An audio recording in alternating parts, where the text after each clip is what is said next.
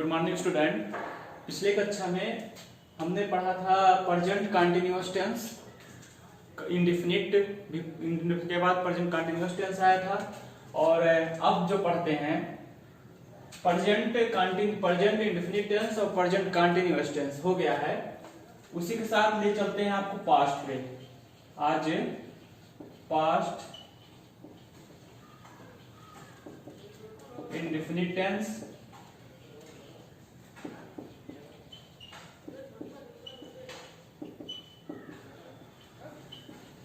और past continuous tense, क्योंकि सहायक क्रिया ही बदलेगी और सब एक ही रहेगा। पहला देखते हैं past indefinite tense. Past indefinite tense का पहचान ता था, ता थी, ते थे, या ए भी आ सकता है, या ई ए। ये पास्ट इंडेफिनिट टेंस का पहचान है। फार्मूला सब्जेक्ट लिखेंगे। अब इसमें प्रेजेंट इंडेफिनिट टेंस में होता था कि वर्ब की फर्स्ट फॉर्म, लेकिन इसमें वर्ब का second form plus object.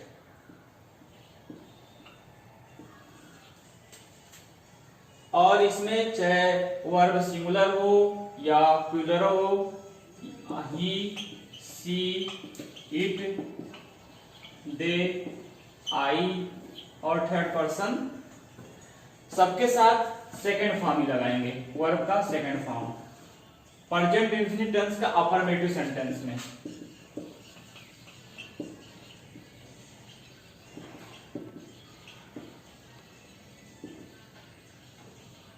Affirmative sentence में, ठीक है। जैसे अगर हम कह दें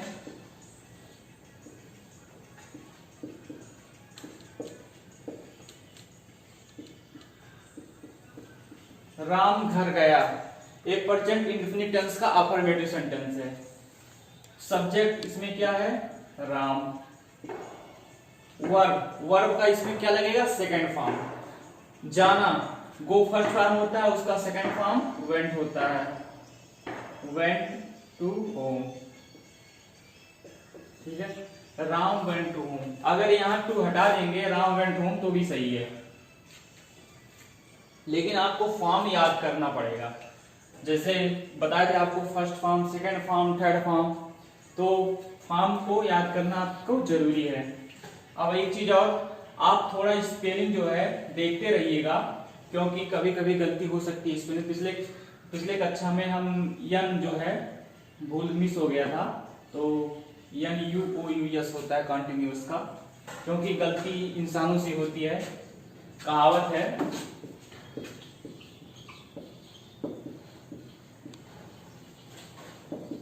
टू इज ह्यूमन, आदमी गलतियों का पुतला है, ठीक है।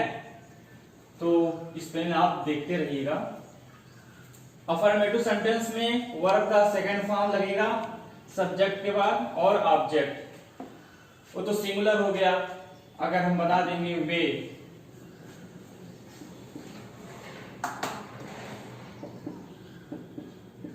क्रिकेट खेलेंगे, ठीक है। अब सब्जेक्ट इसमें क्या है? दे। वर्ब प्ले, प्ले का क्या होता है? Played, second form, cricket. तो चाहे एक वचन हो और चाहे बहुवचन हो, सबके साथ वर्ब का सेकंड फॉर्म लगेगा अफर्मेटिव सेंटेंस में, ठीक है। उसके बाद आता है नेगेटिव सेंटेंस, क्योंकि बताया था सेंटेंस अफर्मेटिव, नेगेटिव, इंट्रोगेटिव और इंट्रोगेटिव नेगेटिव।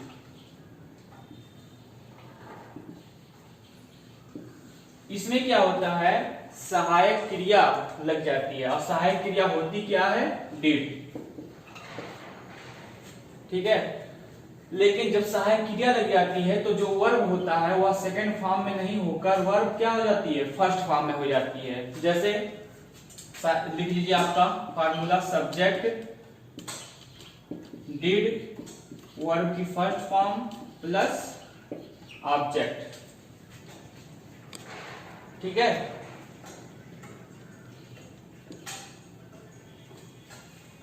जैसे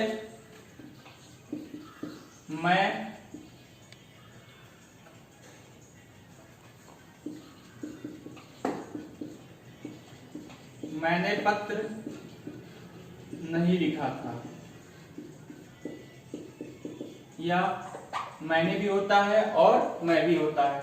मैं पत्र नहीं लिखा था। अब सब्जेक्ट में क्या है? आई है। आई के साथ सहायक क्रिया क्या लगेगी? डिड। वो अब इसमें क्या लग जाएगा? नॉट है। नॉट इसके बाद नॉट आएगा, लेकिन आप देख लीजिए निगेटिव सेंटेंस में सब्जेक्ट के बाद क्या लग जाता है? नॉट। Did not. अब वर्ब की फर्स्ट फॉर्म, वर्ब क्या है? लिखना। लिखना का इसमें क्या होता है? राइट।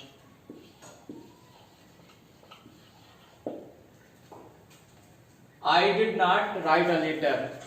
मैं पत्र नहीं लिखा था, या मैंने पत्र नहीं लिखा था। ठीक है, तो वर्ब का फर्स्ट फॉर्म और सहायक क्रिया जब रहेगी डिड नॉट, तो वर्ब का क्या हो जाएगा? First form. अब आइए चलते हैं आपका निगेटिव सेंटेंस के बाद कौन सा सेंटेंस आता है? Interrogative sentence.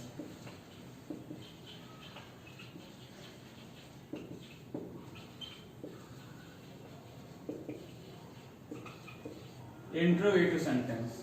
ठीक है, अब इंट्रोगेटिव सेंटेंस, इंट्रोगेटिव बताए थे दो प्रकार का होता है। पहला, वाक्य के पहले क्या आता है और एक बीच में आता है। और जो क्या आता है उस क्या के इंग्लिश क्या होता है? जो सहायक क्रिया होता है उसको हम क्या करते हैं? पहले लगा देते हैं। जैसे अब इसमें सहायक क्रिया क्या है? डिड। प्रेजेंट इंडेफिनिट में सहायक क्रिया क्या है? डिड। उसको हम पहले लगा देंगे। उसके बाद आ जाता है सब्जेक्ट। अब वर्ब का फर्स्ट फॉर्म, वर्ब का सेकंड फॉर्म सिर्फ अफर्मेटिव सेंटेंस में रहेगा। उसके बाद वर्ब का फर्स्ट फॉर्म प्लस ऑब्जेक्ट। ठीक है, जैसे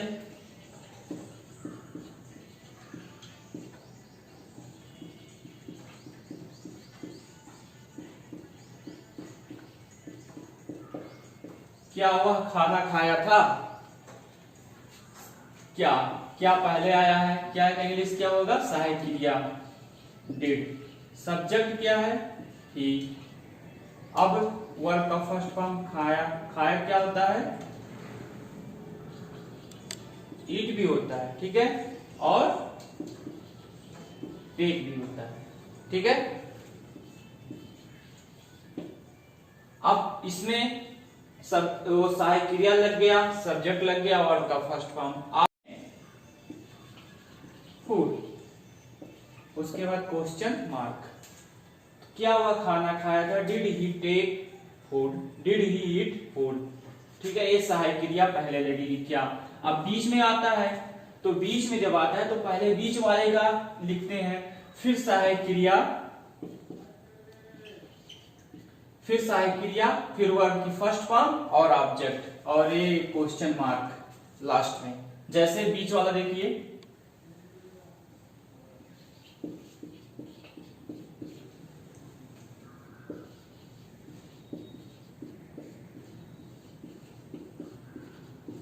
उसने किताब कब पढ़ी थी? उसने किताब कब पढ़ी थी?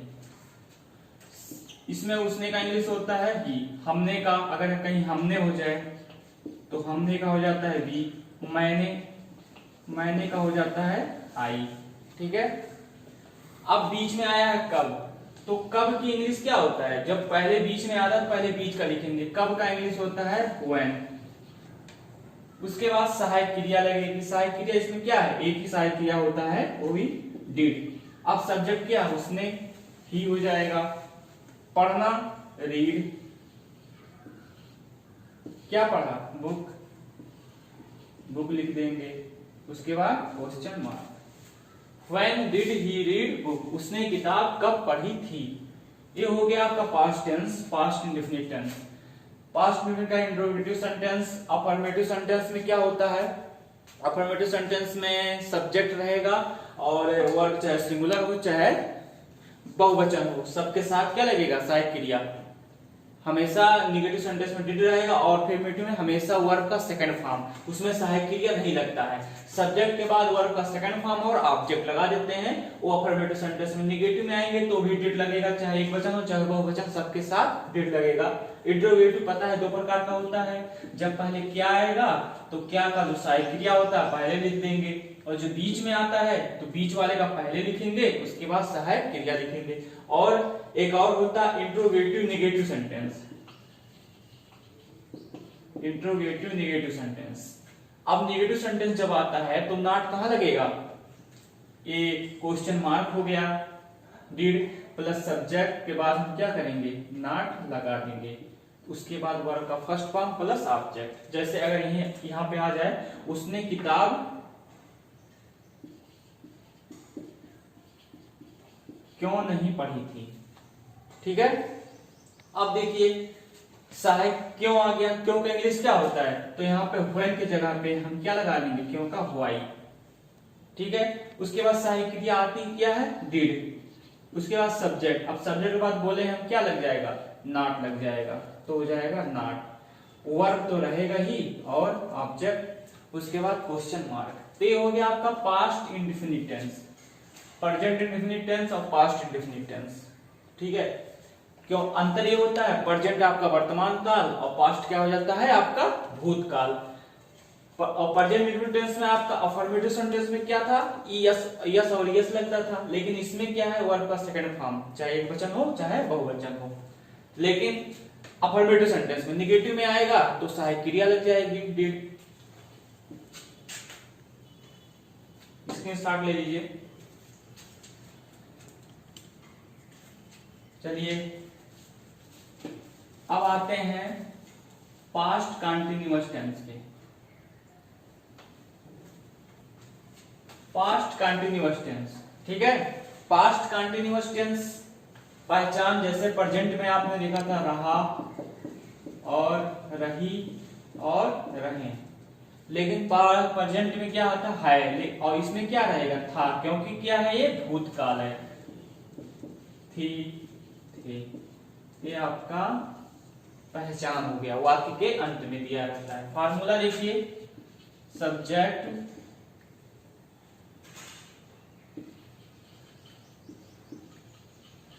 वाज या वर्ब, वर्ब का उसमें कौन सा फॉर्म था, आईएनजी फॉर्म, इसमें भी आईएनजी फॉर्म रहेगा, ऑब्जेक्ट,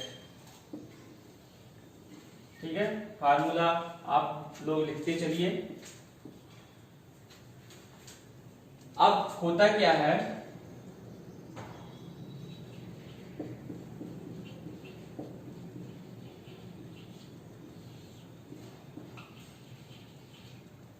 वी यू दे, इसके साथ वर रहेगा, ठीक है, और ही सी इट आई,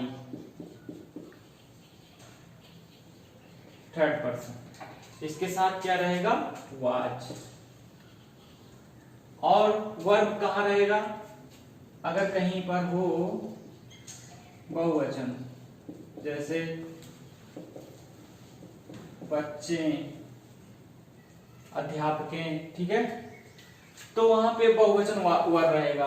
और एक थर्ड पर्सन क्या होता है, जैसे किसी का नाम राम, गीता, सीता, ये होगा थर्ड पर्सन, इसके साथ क्या रहेगा, वाज। अब फार्मूला देखिए, सब्जेक्ट वाज या वर्ब, वर्ब की आईएनजी फॉर्म और ऑब्जेक्ट। एग्जांपल,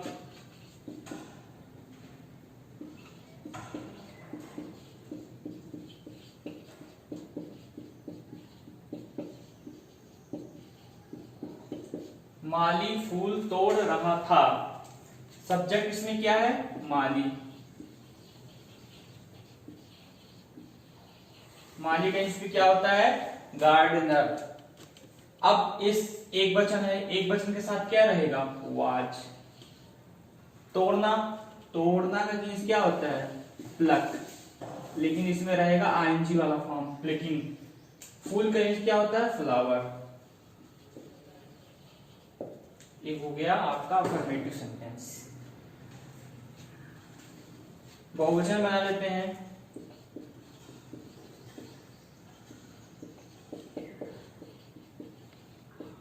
तुम पत्र लिख रहे थे।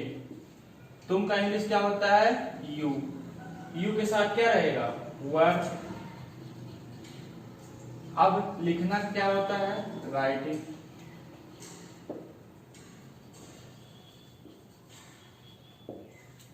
Writing a letter. ये अफर्मेटिव सेंटेंस हो गया, नोट करते चाहिए। अब आता है नेगेटिव सेंटेंस।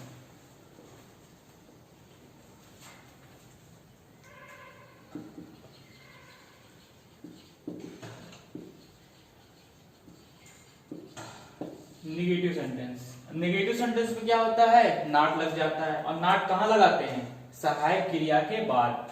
तो सहायक क्रिया इसमें हो जाएगा सब्जेक्ट, वाज या वर रहेगा ही, और वाज वर के बाद क्या लग जाएगा?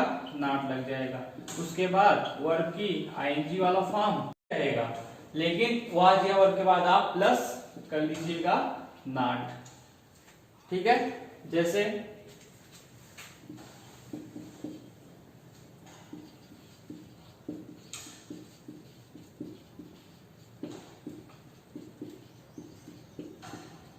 मैं दूध नहीं पी रहा था। तो सब्जेक्ट इसमें क्या है? आई।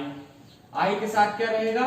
वाज। इसके बाद नेगेटिव सेंटेंस है, क्या लग जाएगा? नॉट। वर्ब इसमें क्या है? टेकिंग। मिल्क क्या है? ऑब्जेक्ट है। I was not taking milk. ये हो गया आपका नेगेटिव सेंटेंस। इस ऐसे आपका बच्चे मैदान में नहीं खेल रहे थे, अध्यापक कक्षा में नहीं पढ़ा रहा था। तो इस तरह से आप सेंटेंस को बनाइए। अब नेगेटिव सेंटेंस के बाद क्या आता है? Interrogative sentence.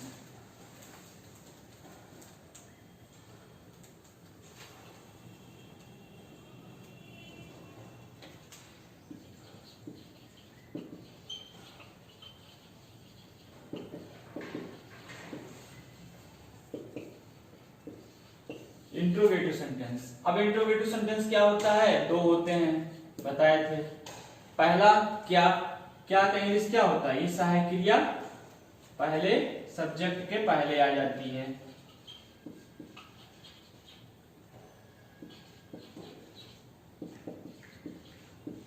बस और कुछ नहीं है। इसमें एक चीज और बढ़ जाता है, क्वेश्चन मार्क लगा देते हैं, बस और कुछ नहीं। जैसे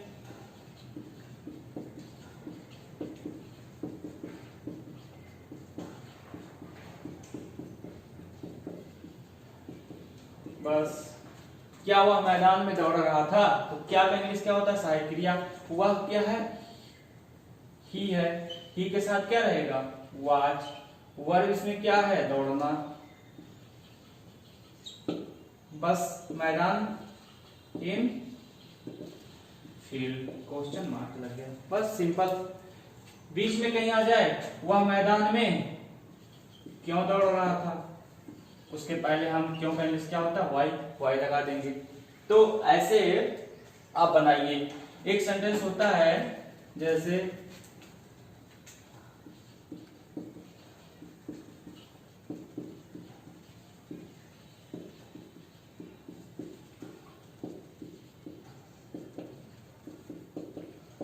वह कौन सी किताब पढ़ रहा था। तो हम बताए थे कौन सी, कितना और कितनी। कितनी क्या होता है? कितना और कितने। कितना जो होता है ये मात्रा होता है, और ये क्या होता है? संख्या होता है। मात्रा को हम गिन नहीं सकते, तो उसके लिए लगेगा हाउ मच, और संख्या को हम गिन सकते हैं हाउ मेनी। जैसे कितना दूध, ये क्या है? मात्रा है। और कितना, कितने किताब, तो क्या हो जाएगा? How many. किताब को हम गिन सकते हैं कितना।